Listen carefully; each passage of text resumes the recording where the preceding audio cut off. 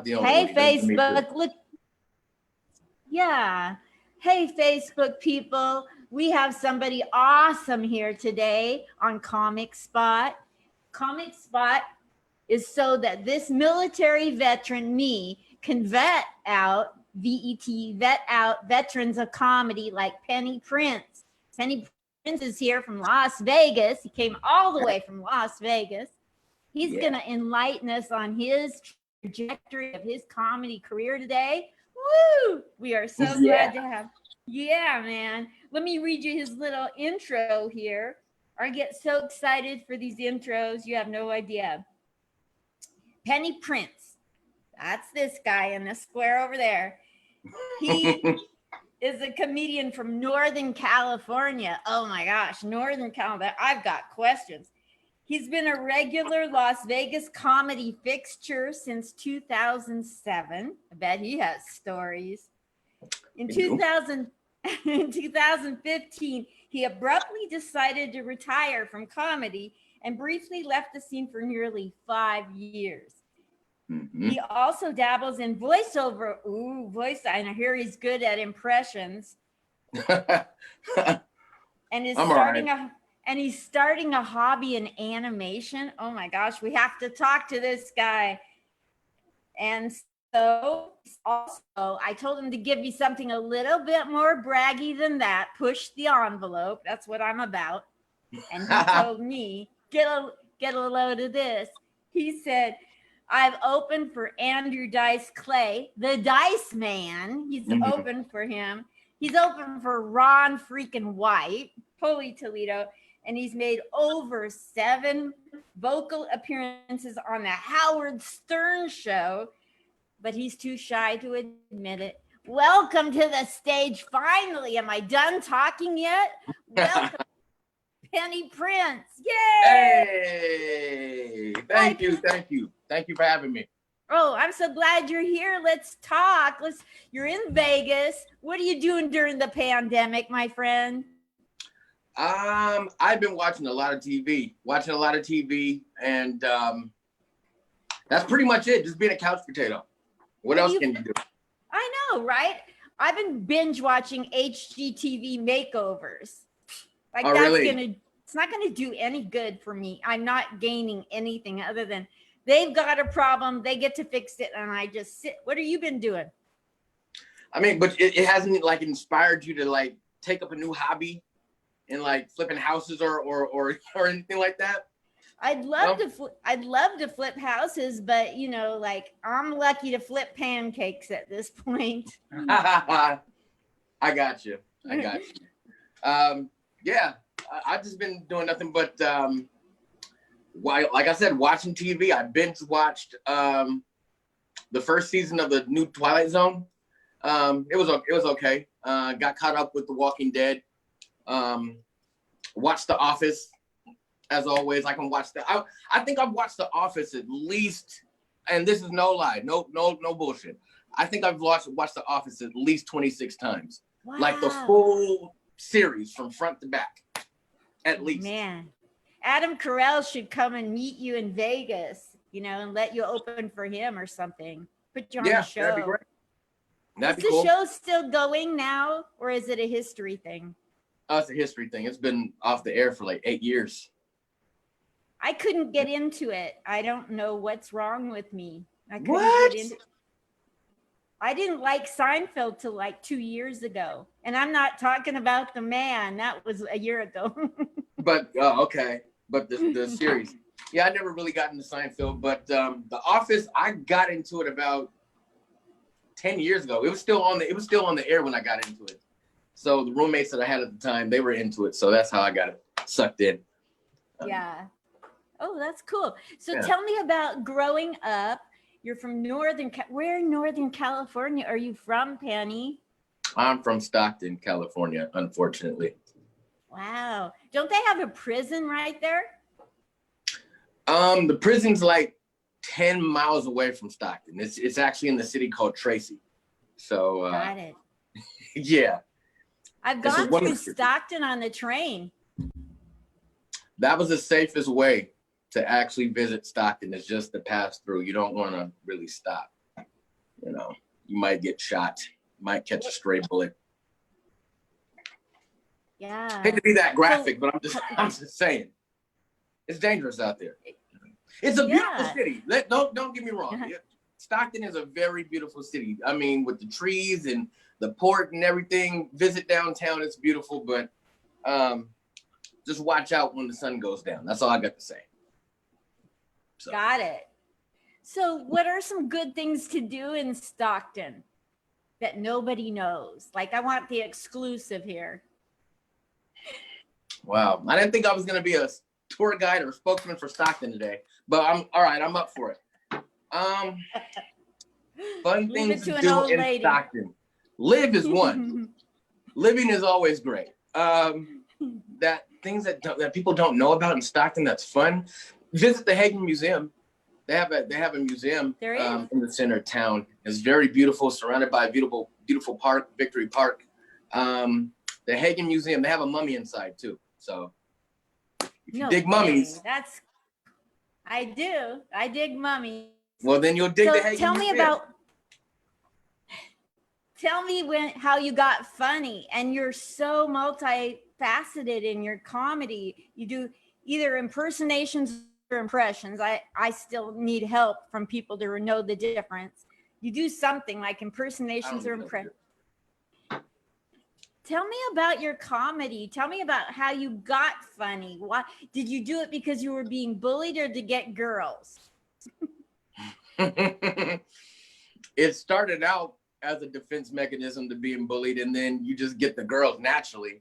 But I wanted to become a stand-up comedian ever since I was 4. You know, I remember watching Eddie Murphy with my parents, you know, at that age, 3 or 4 years old, and just seeing how they were just cracking up and the response that they got from this guy. And the big thing for me, the reason why Eddie Murphy was like so important is because he does voices.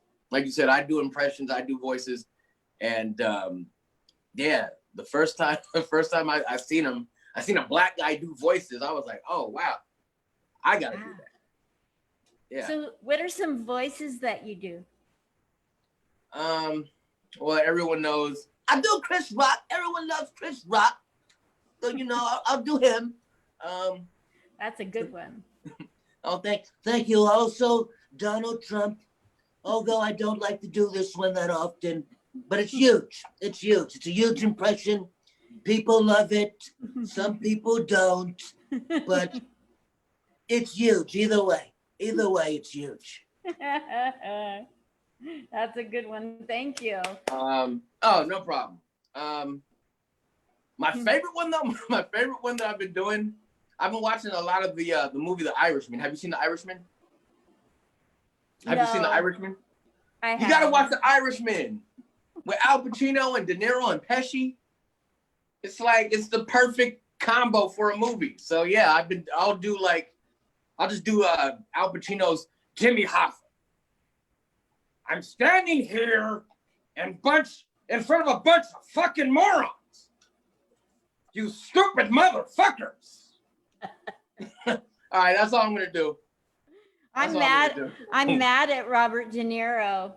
Why? I had a run-in with him on the streets of New York City. My beagle smelt his dog from across the street and drugged me over to his dog. And at the end of the leash of this dog was Robert De Niro, and he wasn't happy that I bum rushed him on the streets in New York, so he wasn't friendly. So I don't want to support his movies. You're gonna bum rush me, huh? You and that dog? Come on. I'm just out here trying to walk my dog, and your dog is gonna bum rush my dog? You rushing me, huh? Is that it?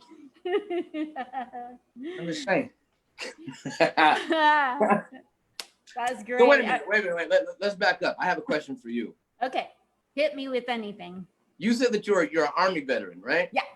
I'm an Army veteran too. Penny, thank you for your service. I bet you really served. I just served up jokes and men. I served up men. Wow. I wasn't even in that long. I was only in for about 9 months.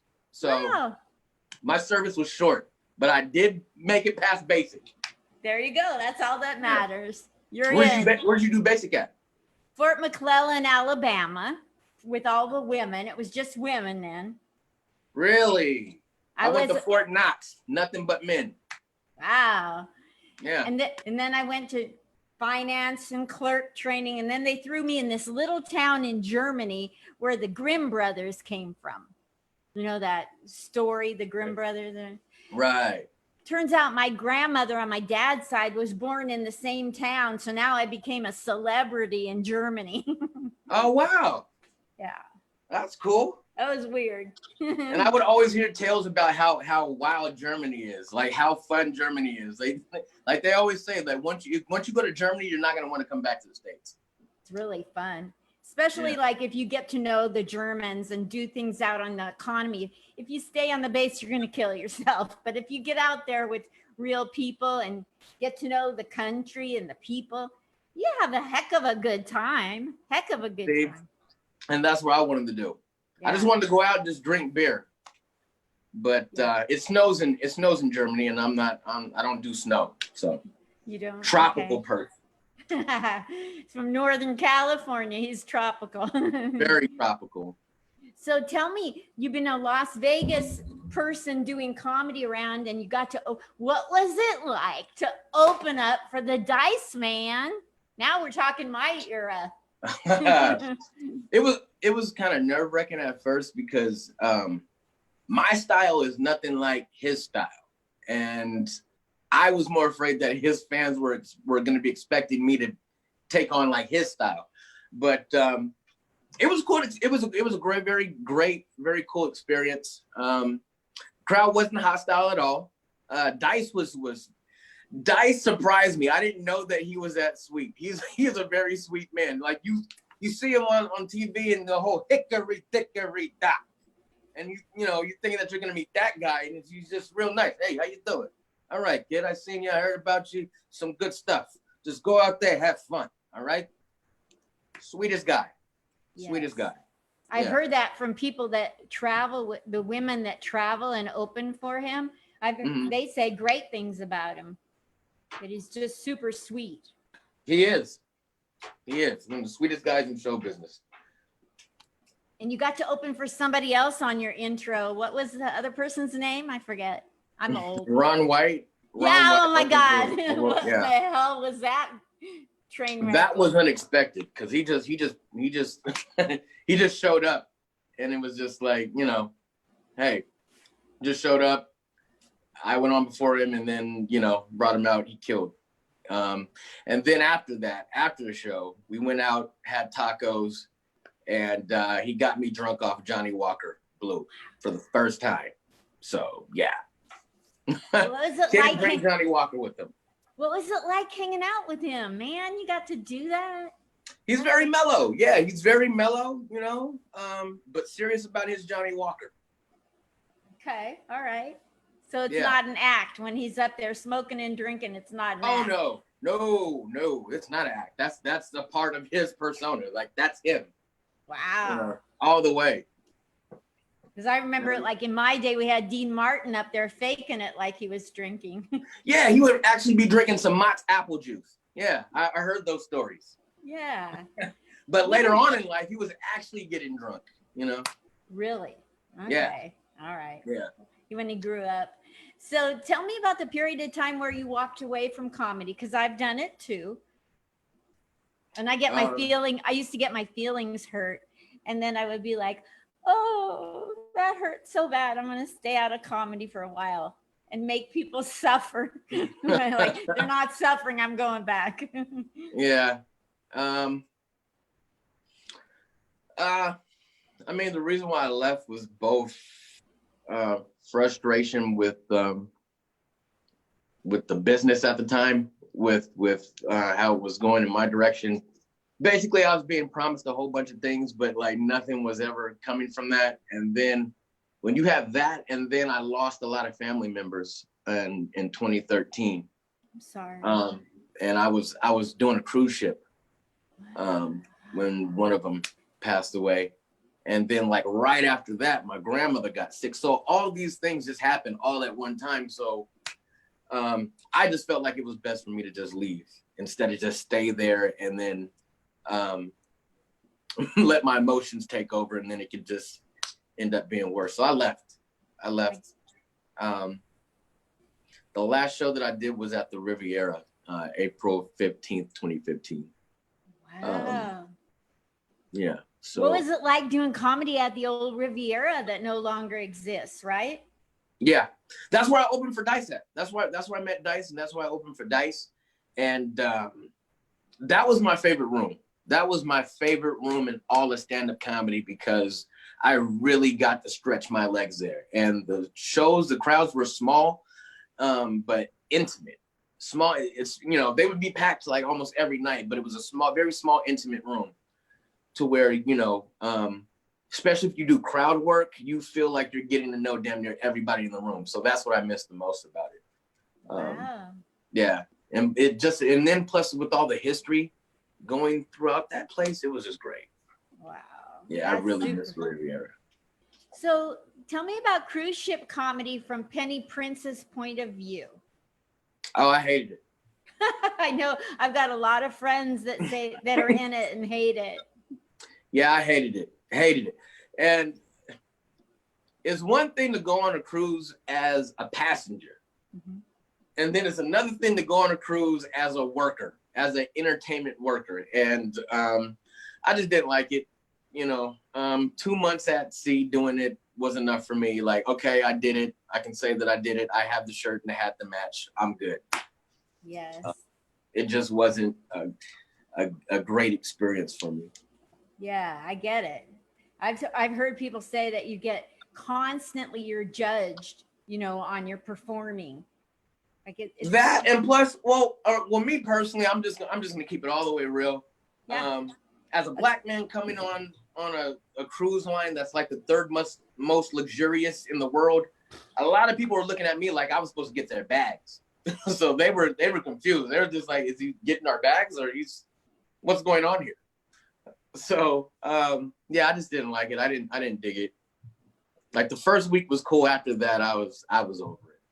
Yeah. And I got fat. I got fat after that cruise. Like my metabolism was great, but when you're stuck on a ship for like 2 weeks at a time, and you have all this free food, I'm not talking like just free sandwiches. I'm talking like free Indian food, free lobster, free, you know, Desserts. pasta. Desserts, yes, the chocolate cake. So yeah, I gained weight that I'm still trying to get off. Yes. Well, you know, like we haven't been able to travel or really exercise that much, you know. Mm-hmm. We haven't been able to travel, but during the pandemic, my hips have found a way to go abroad. Oh. I'm yes, just testing out my material. Too. Testing out my material on you. Sorry. It's all good. I like that one. Keep it. I gotta act it out or something because it's kind of sort of okay. It's not great. It's not a closer yet. It's not a closer, but it's a keeper. It's a keeper. Like in the middle where nobody will care. Right. Exactly. So tell me what the greatest thing is other than opening for Dice at the Riviera. I get it. What's one of the greatest things and one of the weirdest, scariest things in comedy that has happened? I mean, I've been in some really scary scenarios. The scariest thing that's happened in comedy? Mm-hmm. Shit, this pandemic, because no one knows when they're gonna go back to work again. That's like that. For sure. It's just Zoom shows and you know, people talking about old times where they did stand-up comedy. That's how much comedians are hurting right now. You miss it. So you know.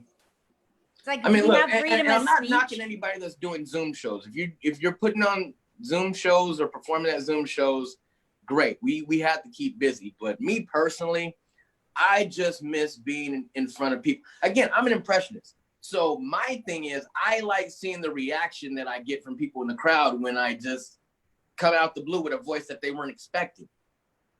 Yeah, I miss that, you know. And even in live performances, it's hard to see expressions when people have masks on. So, you know, it's just weird. So weird. It is. What are some really high points of when you've been on stage or when somebody got heckled? Not you, of course, but somebody else got heckled. Some crazy heckler. I love those stories. Honestly, I really haven't had too many, outrageous heckler stories. Now, I've seen other guys get heckled, and it was just, the best thing. And that's the sadistic part about comedians. Is like we love to see other people bomb and other people get heckled. Yeah. But we hate it when it happens to us, though. We hate it. Yes. But they put me on a show my first month in comedy 6 years ago. I found a bunch of military wives and their husbands to come to a show. So they put me on the show. I was not ready to be on no show. I should have been a no show to the show. And I got up there and I did like the preamble to the Constitution before I did my set. I was like, so I just, like this lady in the back caught on that I wasn't really in the set yet. And she goes, when's the comedy going to begin? And I'm like, oh, damn, I've been outed. I mean, that was a creative icebreaker. The preamble. I don't think anyone's really started out with that one, but that's an interesting open. Very interesting open. I've learned to come, to start with a joke at the start now. I don't let anybody heckle me because I'm not ready with a joke at the start. At least I fixed it. So yeah, that's true. I had a situation like that, like my very first time performing stand-up. It was at a professional show. It wasn't at an open mic. And I got invited by somebody else that was on the show. Anyway, I went out there supposed to do 10 minutes. I did my 10 minutes in the first 3. Nothing but crickets in the audience. And I still got paid after that show. I still got paid $60 after that show. And I'm on my way home. I was thinking, well, damn, I got paid $60 for bombing. And I really didn't prepare. I wonder how much I can make if I actually try. Wow. So, yeah, It was great since then. But I needed that bomb. First. Yeah, I've learned more from bombing than I have from doing well. I think we all do, right? Yeah, that's a part of the game. Yeah. Who have been some people that you want to give a shout out to that have helped your career, Penny? Man, I want to shout out my mentor from Stockton, Sheldon Vicks, aka Vic Duran. My friends Jose and my friends Drazis that would venture with me to comedy shows every week when I first started. John Payton and Kevin Kearney, the producers of Sin City Comedy, when it was at Planet Hollywood, they gave me my first shot and my first steady comedy gig. And without them and without that experience, I wouldn't be where I'm at today. I really wouldn't, because that was really like going to comedy college. Instead of me going out on the road, I had the road come to me, 7 nights a week for 3 full years straight. So, That is so cool. Yeah. And my wife. I think my wife, Laprice, Latrice? Laprice. Laprice? Mm-hmm. Yeah. So how long have you been married? About a year. About a year. So no children yet? No. Just congratulations, you're still a newlywed. Well, thank you. I appreciate that. How'd you meet your wife? Just a little personal stuff so people fall in love with you. Internet. It wasn't nothing crazy. It wasn't after a show. It was just internet. Nice. The typical way you meet people now in the 21st century. Yes. And I got to give it to her. Like, she has to deal with my crazy characters and voices all day, every day. So sorry I put you through that, but it could be worse. She's hearing your voices and not her own. Exactly. Right. Or they could be dangerous voices. They're not dangerous voices. It's mostly Al Pacino. How many different voices do you do? Shit. That's funny. I always laugh when people say shit. Yeah. Damn. Okay. Okay, last time I took inventory, I was at 115. That was 07. So honestly, if I had to try, which I think I would probably honestly be at around like 150 to 170. Wow. Maybe. I haven't done inventory in hella long. That's a Cali word, hella. But I haven't done. I love hella. You So do? yeah, I knew about hella. I have a 40-year-old daughter. What? A lot of people from the, like, if you're from the East Coast, really, they hate hella. They hate it. Yeah. You know, so you do all these impersonations, and Jeffrey Peterson tried to teach me to do a voice, and I could not do it. Which voice? I think he was trying to get me to do Roseanne Barr. So all I did was pretend to sing the national anthem really in a high-pitched, annoying voice. But that's not really, that's not that good of a, that's really going for the low-hanging fruit there. So, I mean, everybody remembers it. That's a good side. But so like, when you're trying to come up with a new, like, do you have categories where you're going, well, this guy's voice sounds like this one, so I could do in this kind of voice, I could do 6 or 10 different voices, and over here I could do 10 or 12 voices. Do you do it like that, or do these voices just come to you? That's a really good question. Thank you. That's a good stall technique. It's a mixture of both, because some voices I can do like instantaneously if I just hear them like 1 or 2 times. Like Chris Rock was like that. It wasn't anything planned. It literally happened out of the blue just one day. Oh shit, I can do Chris Rock. Okay, great. Other voices, yeah, you have to listen to them and try to match. Damn, I'm trying to think. Okay, it took me a while to do Kermit the Frog. Kermit the Frog is kind of easy, but like I remember being 12 and in 6th grade, I couldn't do Kermit the Frog. I just couldn't do it. But by the time 8th grade happened, like I don't know, it just happened. I practiced and I got it. It was dead on. And a lot of people ask me, well, how do you know if it's dead on? It's just it's a lot of matching and doing impressions don't work that well if you're tone deaf. I'll just put it like that. Yeah, I get it. So like some people do impersonations and impressions, and they do an act out where it's really complicated. It's like Robert De Niro doing Billy Crystal, his ex-wife or something, like they're taking it to a whole new level. Like, I like the simple ones where I don't have to but some of these impressions are like really far out there. Do you do those complicated ones, or do you just mainline it? I just like to keep it simple. Good. I like to keep it simple because hearing Robert De Niro do Billy Crystal getting a door, it's just weird. I know. So I just keep it simple. Just do De Niro. If you can do De Niro, do De Niro. If you do Pesci, then just do fucking Pesci. You understand? It's simple. It's easy. Stop trying to fucking overcomplicate things. Just be simple. Can you do Danny DeVito? Danny DeVito more.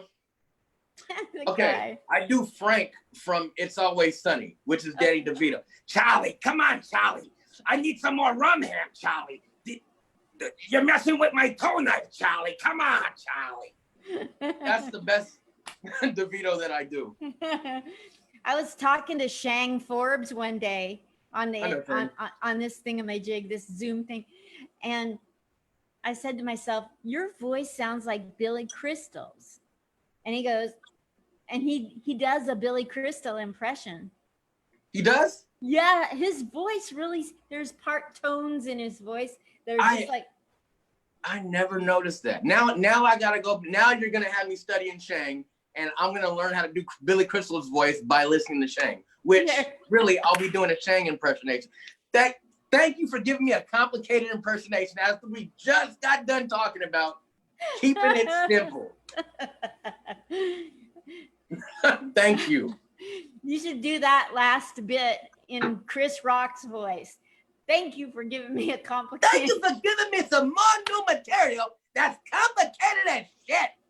We were just talking about how it's not supposed to be complicated, and you made it complicated. Thank you. Thanks, Shane. Oh, yeah. Well, I've got the video. I could send it to you where he goes into the Billy Crystal thing at the end.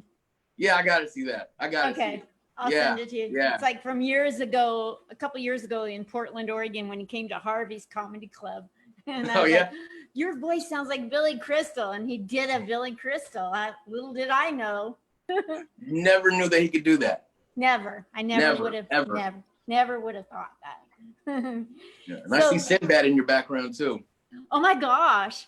Back when Twitter and MySpace came out back in the day, these people, these important people would talk to people like me.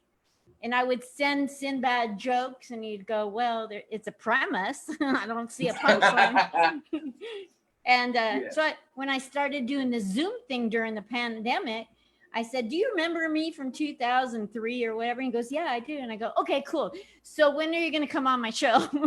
and so he did. He made that was good. Cool. That was so cool of him.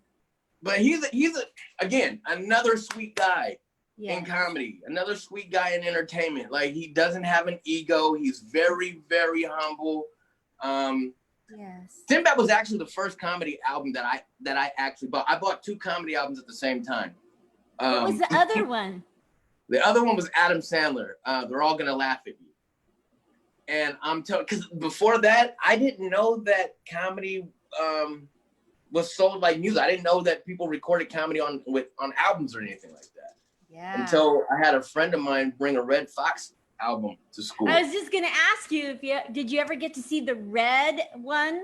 It was done in red plastic because his name was Red. They had the original one came out in red plastic back in the day. No. You ever get your hands on one? No, I've never even knew about that one. Only Red Fox album I've heard of was the one where you got to wash your ass, and where he has a horse's ass. Yeah, that's the only one that I've listened to, and I fell in love. I did not know, because I didn't even know that Red Fox was that funny. I just knew him from Sanford and Son, watching it with my grandfather. I didn't know he was a stand-up comedian until I heard that, and it was just like, what?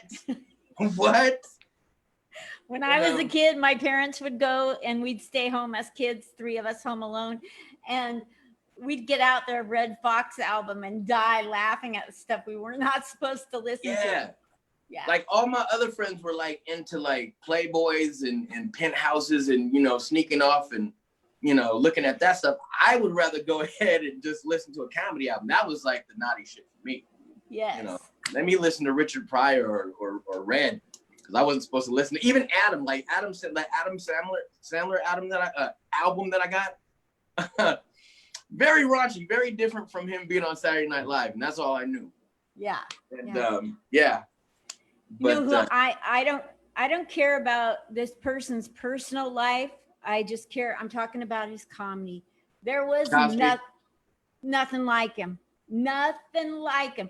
I've gone and watched, I don't know, a couple hundred comics live. I never have sat there and banged on the table the whole way through their set and not a cuss word in sight. Yeah, that's the amazing part. Like, I mean, no matter what you think about the guy, he's a great storyteller. Yes. Like one of the best storytellers of our time. Yes. Hands down. Yes. So. When he could come in and sit down on a chair, sit down on a bench and relax, and you felt like you were in his living room when he was on stage. Yeah, I've never seen him live, but that's what everyone that's seen him, that's what they say. It was amazing. Yeah. Yeah, and then before Cosby, I grew up half Jewish, which is a whole head trip. Like this side of me is Jewish and this side of me isn't. And I had as a little kid, all those old great Jewish comics to watch all the time on Ed Sullivan and stuff, you know. and they're all gone now, you know, like all The the Henny old great. Youngins and the Allen Kings and Yes. yeah. Yeah. I know. Yeah. But oh well, You life know my goes on. comedy a little bit. Yeah. Yeah. Well, what do you want to say to people how to make it through the rest of this pandemic? How to stay positive or see the light side of the world when the seems like the world is crumbling around us? Us comics have something silly to say about it. Yeah. I'll be honest. With me personally, it's hard to stay positive with everything that's going on. That's why sometimes I have to just, disengage from social media a lot, just so I can try and keep some positivity going. No. The best thing I can say, honestly, stay off social media. Stay off social media. Stay out of social media arguments. How about that? Thank you. You can't stay off social media because there's some good things about social media, just like these interviews. But stay out of social media arguments, because I have different opinions than a lot of, my friends and my peers. And I still call them my friends and my peers because even though they have a difference of opinion and they think a certain way and they feel a certain way, doesn't mean that they're necessarily bad people. That's right. A lot of people, especially with everything that's going around these days, a lot of people have to distinguish between a racist person and a prejudiced person. A racist person, to me, in my opinion, it's a little harder to connect and get through to them, but it's not impossible. Somebody that's prejudiced, that's just how they've been programmed. You can get past that. You know what I mean?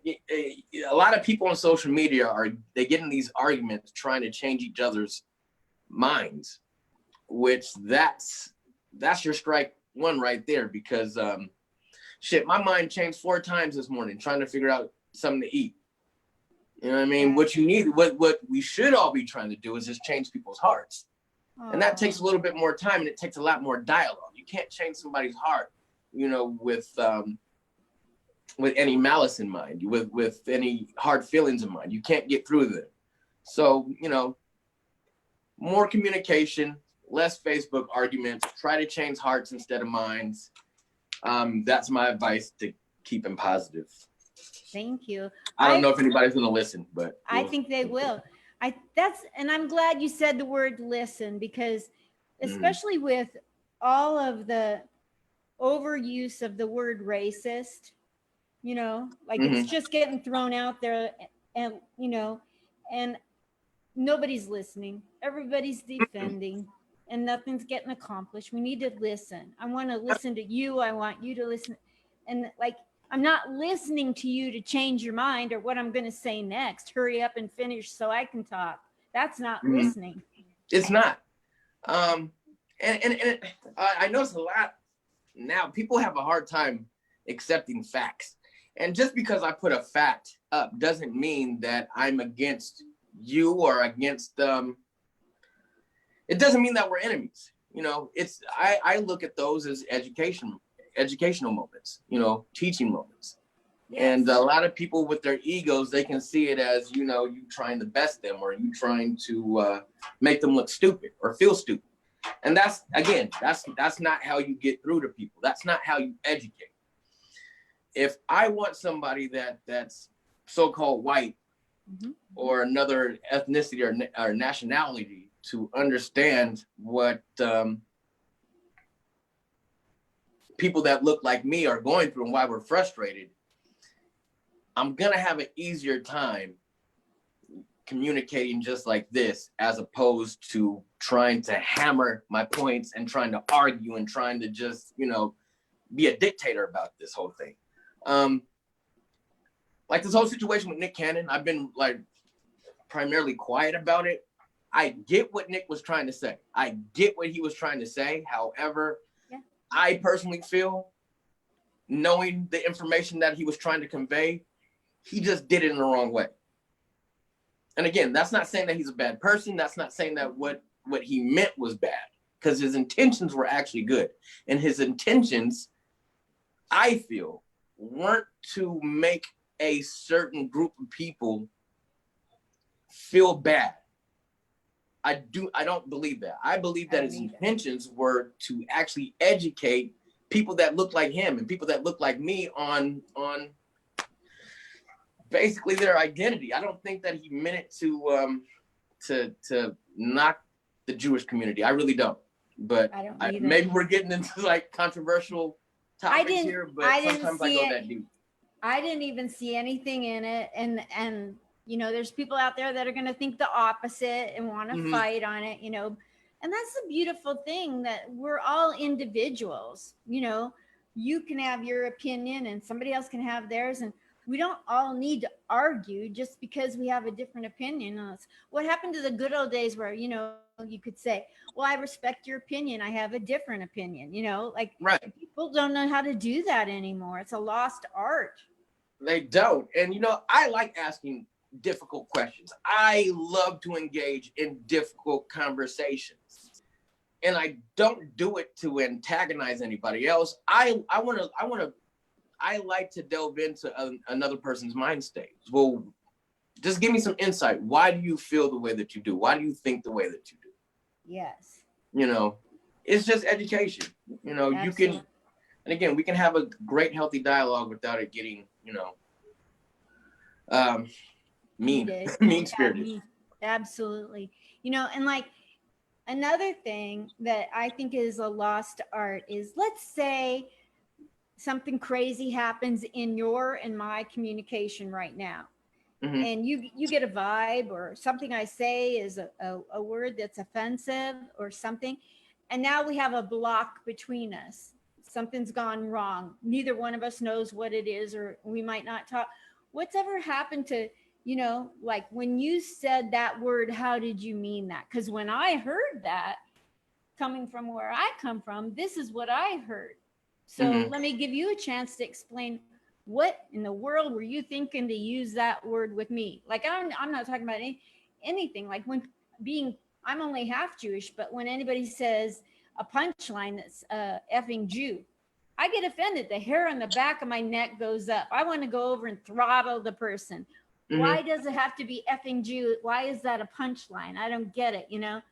But I have to calm myself down, and I'd love to go up to somebody and say, you know, when you say your punchline is, the best that you can create to get a laugh is to throw my people under the bus by saying effing Jew. What were you thinking that would accomplish in your career, given the fact that most of Hollywood is run by effing Jews? You know, I don't know. Right. No, you want to have that conversation, then you look like the witch with a B, you know, so you, like, we don't just because you asked them what they meant by it. Yeah. You know what I mean? Again, egos. And all we're having is just a communication. I just want to know where you came from with that joke. I just want to know, in your mind, where did that punchline, effing Jew, come from? Like I'm missing it. I want to laugh too. I want to laugh, and I want to find it funny too. So I just want you to explain it to me. That's it. I think what I would be saying is, I want to know that you're not one of the people that hate us Jews. I want to give you the opportunity to say you're not, and I really want to feel that you're not that way. Well, let's take it a step further. Let's say that they are. Me, in my mind, I want to know then, well, why do you hate me when you don't even really know me? What have you heard about me and my people that you make jokes like this? And that you make jokes like this and you hate me for some reason. Why? I just want to know. That's a good point. I guess that empowers me next time I hear this at an open mic. Usually it's not at a show. It's usually the open mics that I'm going to go up and I'm going to ask, you know, I'm going to try to figure out where they're coming from. And, you know, like I would never throw another group of people under a bus to get a laugh. Right. You know, I'll definitely throw my people under the bus. Are you kidding me? But here's the thing. But here's what most comedians, especially open micers, this is what they go to. They'll bring up somebody like Rickles, you know, and they'll point to his act and his shtick, and they'll be like, well, he did it, and I'm just trying to be like him. Yeah, but the guy came along in the 1950s and 1960s when it was still when it was still okay to talk like that. Yeah. He passed away when he was 90. So it was okay for him, but it's a different time now. Exactly. You know, like, I'm just gonna be honest. Like, I don't think that Richard Pryor would have the same, I don't think he would have the same response now. It would be a little bit, I'm not saying that he still wouldn't be beloved, but it'd be a little bit different. I don't think that he can be so nigga heavy in this day and age with comedy. Got it. Wow. I just don't.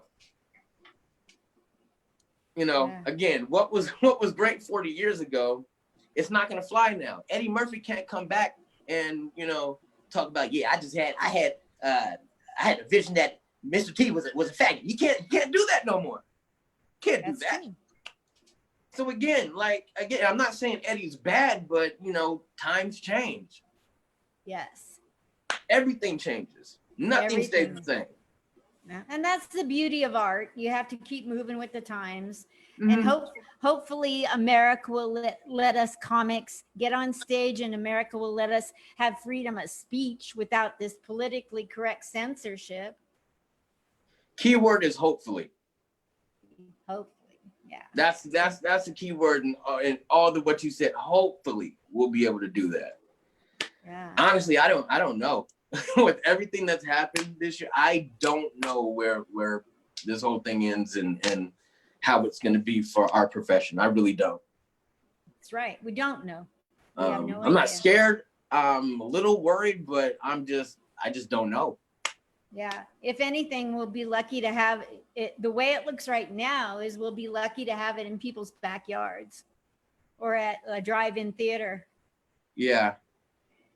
Yeah. So it's not looking real bright today, but, you know, there's always tomorrow, right, Penny? Yeah, that's true. But what is tomorrow going to look like? Is tomorrow going to be cloudy? Is tomorrow going to be sunny? We have tomorrow, but what's that weather forecast going to be? That's my thing. I'm 69 years old. I've seen a lot of shit. Are you kidding me?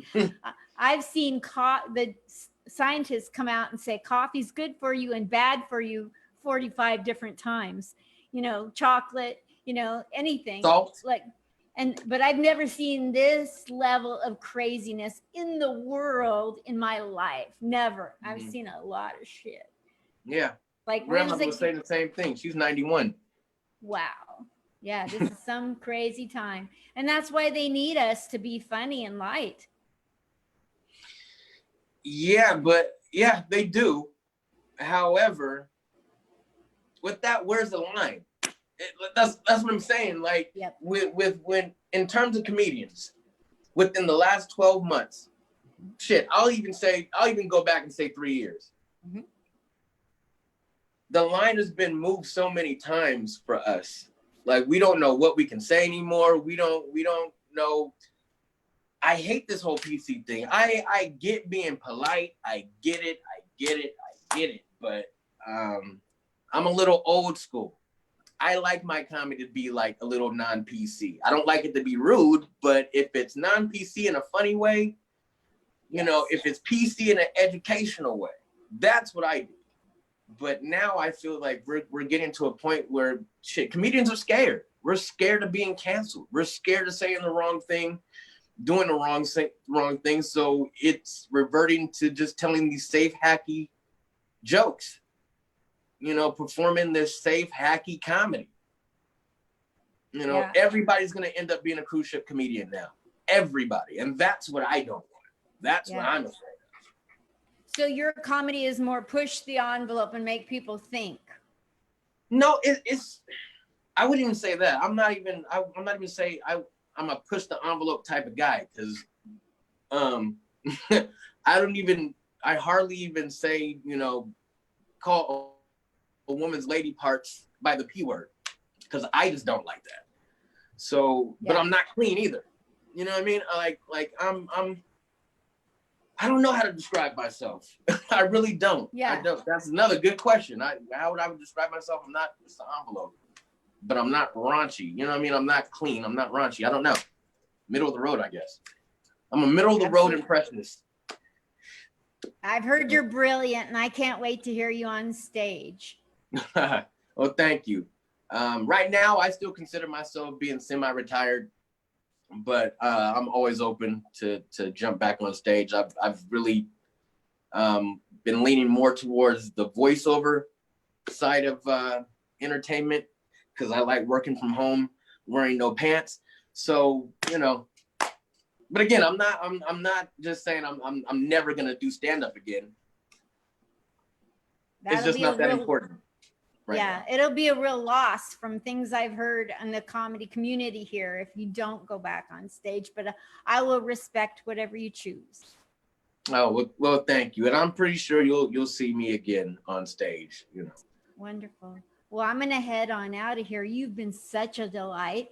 Oh, well, thank you. Penny, now that you're a graduate of Comic Spot, then any month that you want to come on and plug anything that you're doing, where to catch your voiceovers or a podcast you're going to be on or a podcast you're going to do, whatever, come back on and I'll give you 5 minutes to plug away. I sure will. Be on the lookout. I have some short animations coming, so check out soundalikes.com. Go to Soundalike Studios on YouTube. Check out the videos that I have already. And like I said, it's few in numbers. I'm just starting up this channel, so we got a lot more content coming up. I've been dabbling in stop motion animation. Will you do me a favor, Penny? Will you do me a favor and type those 2 links that you just said verbally so that I can cut and paste them and not make a mistake?